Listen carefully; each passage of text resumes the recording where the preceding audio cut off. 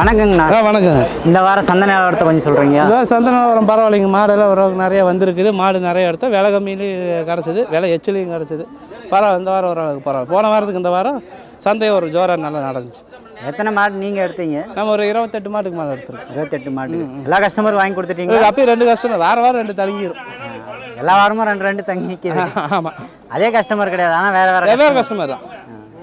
ஏன் நேரம் கிடைக்கலீங்களா? எதுங்க, நேரம் இருக்குது அதனால. ஏன்னா ஒரு கஸ்டமர் லாஸ்ட்டாக லேட்டாக வந்திருந்தாங்க. இன்னொரு கஸ்டமர் தென்காசியிலேருந்து வந்தார். பாவம், கடைசியில் 40,000க்கு மாடு வேணும். வண்டி வாடகை 14,000 வரும். அதனால் இதில் செட் ஆகாதுங்க, நீங்கள் போகன்னு தாட்டி விட்டோம். இப்போ வயசானவங்களை கூட்டிகிட்டு வந்தாங்க, அது செட் ஆகாதுன்னு சொல்லி தாட்டி விட்டோம். சரிங்க. எல்லாமே எந்த மாதிரி பட்ஜெட்டில் நீங்கள் எடுத்து கொடுத்துருக்கீங்க? எல்லாம் விலை கம்மியில் 50-60 ரூபாயிலேருந்து 70-80 அப்படி எடுத்துருக்கோம். எல்லாமே ஒரு 10-15 லிட்டர் அளவுக்கு தான் எடுத்து கொடுத்துருக்கீங்க. இதெல்லாம் கஸ்டமர் விருப்பமா இல்லை நீங்கள் விருப்பப்பட்டு பிடிச்ச மாடு காமிப்போம், கஸ்டமருக்கு பிடிச்சா வாங்குறாங்க, அவ்வளோதான். ஏன்னா அவங்க சில கஸ்டமர்ஸ் நம்மகிட்ட சொல்கிறப்ப அதான் சொன்னாங்க, நான் ஃபஸ்ட் டைம் வரேன், ஸோ இந்த இடத்துல நான் மாடு வாங்கிட்டு இருக்கேன், இந்த மாதிரி பட்ஜெட்டில் வேணும்னு சொன்னேன். 1000-2000 எச்சானாலும் பரவாயில்ல, நல்லதாக வாங்கி கொடுக்குறாங்க, நல்லதாக தான் ஃபீட்பேக் கொடுத்துருக்காங்க.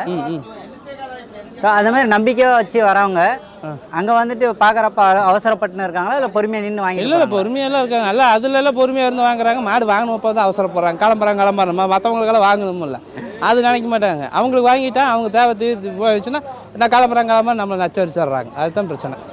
ஏன்னா எல்லாருக்குமே ஒரே டைமில் தானே பண்ணணும். அவங்க எப்படி வந்தாங்களோ அதே மாதிரி தான் எல்லாருமே வந்திருக்காங்க.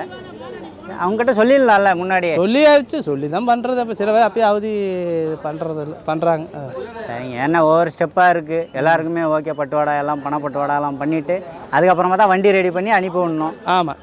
ஸோ அதுக்கு இந்த டைம் ஆகும், ஒரு 9-10 மணி ஆகும் அப்படின்றத நம்ம தெளிவாக சொல்லியிருக்கோம். சொல்லியிருந்தாலும் கஸ்டமர் அதை தான் கேட்க மாட்டேன்றாங்க.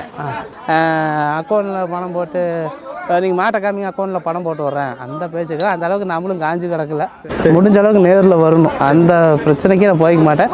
100-2 பேர்த்துக்கு பண்ணுவேன். அது அவங்க சூழ்நிலையை தகுந்த மாதிரி பண்ணுவேன். அதுவுமே எனக்கு டைம் கொடுத்தா தான் பண்ணி தருவேன். எல்லாத்துக்கும் பண்ணி தர மாட்டேன். மேக்ஸிமம் வந்துடணும், நேர்லேயே வந்துடணும். வந்தால் தான் பண்ணி தருவேன். சரி, சும்மா ஃபோனில் காமிக்கிறேன், வீடியோ எடுத்து காமிச்சு அனுப்பிச்சி விட்றது. கடவுள் முன்னில் நம்மளையும் நல்லா வச்சுருக்கிறாரு கடவுள். அதனால் வியாபாரம் என்றைக்கும் கிராக்கியாகவும் பண்ணணும், டிமாண்டில் இருக்கணும், நேர்மையாகவும் இருக்கணும். அது இருந்தால் தான் வியாபாரத்தில் என்றைக்குமே உயர்ந்து வர முடியும். கண்டிப்பாக.